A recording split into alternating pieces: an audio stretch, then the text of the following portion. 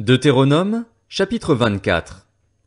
Lorsqu'un homme a pris et épousé une femme qui viendrait à ne pas trouver grâce à ses yeux parce qu'il a découvert en elle quelque chose de honteux, il écrit pour elle une lettre de divorce et, après la lui avoir remise, la renvoie de chez lui. Elle sort alors de chez lui, s'en va et peut devenir la femme d'un autre homme. Supposons que ce dernier homme la prenne en haine, écrive pour elle une lettre de divorce et, après la lui avoir remise, la renvoie de chez lui, ou bien que le dernier homme qui l'a prise pour femme vienne à mourir. Alors le premier mari qui l'avait renvoyée ne pourra pas la reprendre pour femme après qu'elle a ainsi été rendue impure, car ce serait une pratique abominable devant l'Éternel, et tu ne chargeras pas d'un péché le pays que l'Éternel, ton Dieu, te donne en héritage. Lorsqu'un homme sera jeune marié, il n'ira pas à l'armée et on ne lui imposera aucune charge. Il sera exempté pour raison de famille pendant 1 an et il réjouira la femme qu'il a épousée. On ne prendra pas en gage les 2 pierres de meule de quelqu'un, ni celles de dessus, car ce serait prendre en gage sa vie même. Si l'on trouve un homme qui a kidnappé l'un de ses frères, l'un des Israélites, et a fait de lui son esclave ou l'a vendu, ce ravisseur sera puni de mort. Tu extirperas ainsi le mal du milieu de toi. Fais attention à la plaie de lèpre, afin de bien respecter et de faire tout ce que vous enseigneront les prêtres, les Lévites. Vous veillerez à agir d'après les ordres que je leur ai donnés. Souviens-toi de ce que l'Éternel, ton Dieu, a fait à Myriam sur le chemin de votre sortie d'Égypte. Si tu fais à ton prochain un prêt, quel qu'il soit, tu n'entreras pas dans sa maison pour t'emparer de son gage. Tu resteras dehors et celui à qui tu fais le prêt t'apportera le gage dehors. Si cet homme est pauvre, tu ne te coucheras pas en retenant son gage. Tu le lui rendras au coucher du soleil, afin qu'il puisse se coucher dans son vêtement et qu'il te bénisse. Cela te sera compté comme justice devant l'Éternel, ton Dieu. Tu n'exploiteras pas le salarié qui vit dans la misère et la pauvreté, qu'il soit l'un de tes frères ou l'un des étrangers en séjour dans ton pays, dans ta ville. Tu lui donneras le salaire de sa journée avant le coucher du soleil, car il est pauvre et il lui tarde de le recevoir. Sinon, il crierait à l'Éternel contre toi et tu te chargerais d'un péché. On ne fera pas mourir les pères à la place des enfants, ni les enfants à la place des pères. On fera mourir chacun pour son péché. Tu ne porteras pas atteinte aux droits de l'étranger et de l'orphelin, et tu ne prendras pas en gage le vêtement d'une veuve. Tu te souviendras que tu as été esclave en Égypte et que l'Éternel, ton Dieu, t'a racheté. Voilà pourquoi je te donne ces commandements à mettre en pratique. Quand tu moissonneras ton champ et que tu y auras oublié une gerbe, tu ne retourneras pas la prendre. Elle sera pour l'étranger, pour l'orphelin et pour la veuve, afin que l'Éternel, ton Dieu, te bénisse dans tout le travail de tes mains. Quand tu secoueras tes oliviers, tu ne retourneras pas cueillir les fruits restés aux branches. Ils seront pour l'étranger, pour l'orphelin et pour la veuve. Quand tu vendangeras ta vigne, tu ne retourneras pas cueillir les grappes qui y seront restées. Elles seront pour l'étranger, pour l'orphelin et pour la veuve. Tu te souviendras que tu as été esclave en Égypte. Voilà pourquoi je te donne ces commandements à mettre en pratique. Deutéronome, chapitre 25. Lorsque des hommes qui ont un différend se présenteront en justice pour être jugés, on acquittera l'innocent et l'on condamnera le coupable. Si le coupable mérite d'être battu, le juge le fera s'allonger par terre et frapper en sa présence d'un nombre de coups proportionnel à la gravité de sa faute. Il ne lui fera pas donner plus de 40 coups, car, si l'on continuait à le frapper en dépassant de beaucoup ce nombre, ton frère serait déshonoré à tes yeux. Tu ne mettras pas de muselière au bœuf quand il foulera le grain. Lorsque des frères habiteront ensemble et que l'un d'eux mourra sans laisser d'enfant, la femme du défunt ne se mariera pas en dehors de la famille avec un étranger. C'est son beau-frère qui s'unira à elle, la prendra pour femme et l'épousera comme beau-frère. Le premier-né qu'elle mettra au monde succédera au frère mort et portera son nom, afin que ce nom ne soit pas effacé d'Israël. Si l'homme ne veut pas épouser sa belle-sœur, elle montera à la porte vers les anciens et dira « Mon beau-frère refuse de maintenir le nom de son frère en Israël.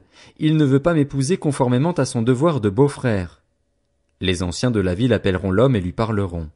S'il persiste dans sa position et dit « Je ne veux pas l'épouser », alors sa belle-sœur s'approchera de lui en présence des anciens, lui enlèvera sa sandale du pied et lui crachera au visage. Prenant la parole, elle dira « Voilà ce que l'on fera à l'homme qui ne veut pas bâtir la famille de son frère. » Et sa famille sera appelée en Israël la famille du déchaussé. Lorsque des hommes se querelleront ensemble, l'un avec l'autre, si la femme de l'un d'eux s'approche pour délivrer son mari de la main qui le frappe, et que, avançant la main, elle attrape ce dernier par les parties honteuses, tu lui couperas la main. Ton regard sera sans pitié envers elle.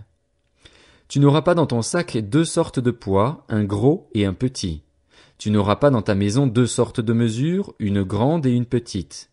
Tu auras un poids exact et juste, et une mesure exacte et juste, afin de vivre longtemps sur le territoire que l'Éternel, ton Dieu, te donne. En effet, celui qui agit de cette manière, qui commet une injustice, est en horreur à l'Éternel, ton Dieu. Souviens-toi de ce que t'a fait Amalek sur le chemin de votre sortie d'Égypte, la façon dont il est venu à ta rencontre sur ton parcours et, sans aucune crainte de Dieu, est tombé par derrière sur toi, sur tous ceux qui se traînaient les derniers, pendant que tu étais toi-même fatigué et épuisé. Lorsque l'Éternel, ton Dieu, t'aura délivré de tous les ennemis qui t'entourent et t'accordera du repos dans le pays qu'il te donne en héritage et en propriété, tu effaceras le souvenir d'Amalek de dessous le ciel. Ne l'oublie pas. Deutéronome, chapitre 26. Lorsque tu seras entré dans le pays que l'Éternel, ton Dieu, te donne en héritage, lorsque tu le posséderas et y seras installé, tu prendras les premiers de tous les produits que tu retireras du sol dans le pays que l'Éternel, ton Dieu, te donne. Tu les mettras dans une corbeille et tu iras à l'endroit que l'Éternel, ton Dieu, choisira pour y faire résider son nom. Tu te présenteras au prêtre alors en fonction et tu lui diras: Je déclare aujourd'hui à l'Éternel, ton Dieu, que je suis entré dans le pays que l'Éternel a juré à nos ancêtres de nous donner. Le prêtre prendra la corbeille de ta main et la déposera devant l'autel de l'Éternel, ton Dieu. Tu prendras encore la parole et tu diras devant l'Éternel, ton Dieu: Mon ancêtre était un Araméen nomade. Il est descendu en Égypte avec peu de personnes, et il y a habité. Là, il est devenu une nation grande, puissante et nombreuse. Les Égyptiens nous ont maltraités et opprimés, et ils nous ont soumis à un dur esclavage. Nous avons crié à l'Éternel, le Dieu de nos ancêtres. L'Éternel a entendu notre voix et a vu l'oppression que nous subissions, notre peine et notre misère. Alors l'Éternel nous a fait sortir d'Égypte avec puissance et force, avec des actes terrifiants, avec des signes et des miracles. Il nous a conduits ici et il nous a donné ce pays. C'est un pays où coule le lait et le miel. Maintenant, voici que j'apporte les premiers produits du sol que tu m'as donnés, Éternel. Tu les déposeras devant l'Éternel, ton Dieu, et tu adoreras l'Éternel, ton Dieu. Puis tu te réjouiras, avec le Lévite et l'étranger en séjour chez toi, pour tous les biens que l'Éternel, ton Dieu, t'a donnés, à toi et à ta famille. La 3e année, l'année de la dîme, lorsque tu auras fini de prélever toute la dîme de tes produits, tu la donneras aux Lévites, à l'étranger, à l'orphelin et à la veuve. Ils mangeront à satiété dans ta ville.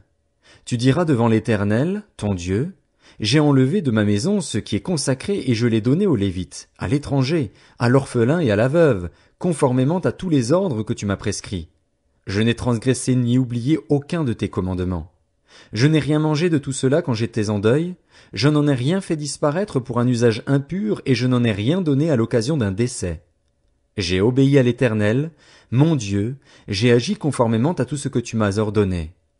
Regarde depuis ta demeure sainte, depuis le ciel, et bénis ton peuple, Israël, et le territoire que tu nous as donné, comme tu l'avais juré à nos ancêtres, ce pays où coule le lait et le miel.